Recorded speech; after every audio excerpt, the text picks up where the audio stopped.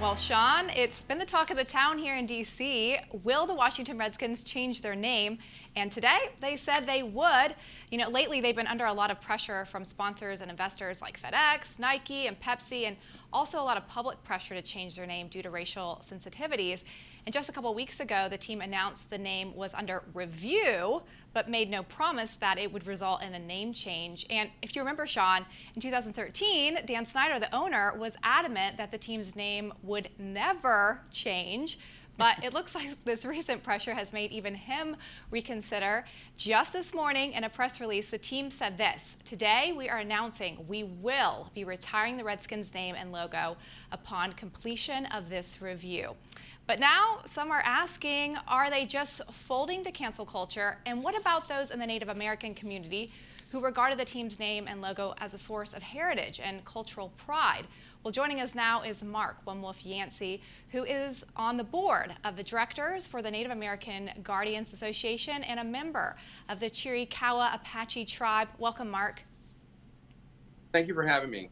Well, Mark, there's so much controversy over this, and I got to ask you, as a member of the Native American community, are you offended? Have you been offended by the name Redskins? Absolutely not. I've been a lifelong Redskin fan. I was born in D.C. I grew up in the '80s in the heyday of all of our Super Bowl championships. There's a sense in Washington D.C. that the Redskin could do no wrong, and there was never a time in my life where the word Redskin was ever used in any type of derogatory way. Mark, the interesting thing is, I get your personal stance, but as you talk to other members of the Native American community, are you in the majority or the minority? Because it's interesting. I hear about, the Redskins have been saying for years that they did a study and that something like 9 of 10 people in the community agreed with them. But then I hear the mainstream media talk about how Native Americans are all offended about it, but no one ever actually quotes them. And so my question is, despite your personal views, are you in the majority or the minority, do you think, of the Native American community? Well, I'm very positive that I'm in the majority because one of the things that I did when I first, because being a native American and a native of Washington D.C., I recognized that I could just be biased because it's home team. It's also something that as a Native American that I was drawn to because it was a representation of my my culture, or within pop culture it was a representation of Native Americans. So I sought out the opposition. I sought out the people who claimed to be offended because I wanted to truly understand where they were coming from, and if I were in some way wrong, in terms of why I was not offended, I could understand why they were offended, and perhaps come to some kind of agreement or something, some kind of compromise.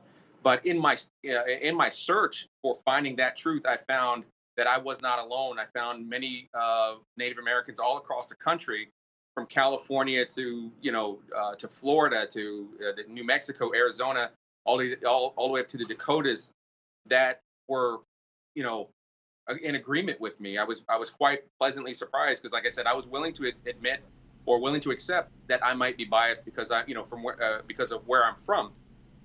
But we were all drawn to the team for the similar reasons, because of its Native American history, and not just because of a logo or picture. It's because that logo was given by the Native American community to this team.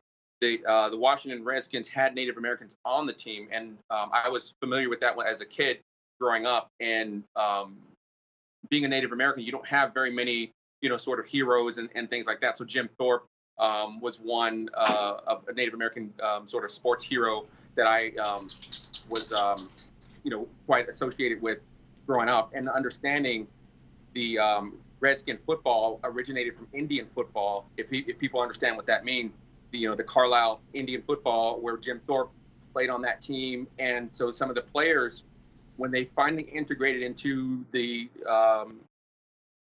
professional football league, they obviously there were just white players at first, but they integrated the Native Americans on that team with the coach Lone Star Dietz at the time, who was very familiar with Indian football. So this is a source of that pride that we have in this in the team itself.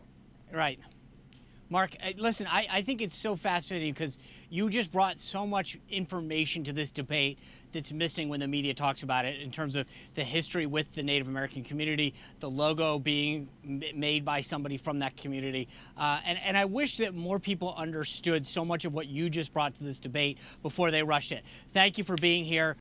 You just watched Newsmax TV, America's fastest growing news channel, now in 65 million homes. Get Newsmax TV on all the major cable systems, or go to newsmaxtv.com and click on the Find Newsmax tab to locate us. Remember, Newsmax TV, we're real news for real people.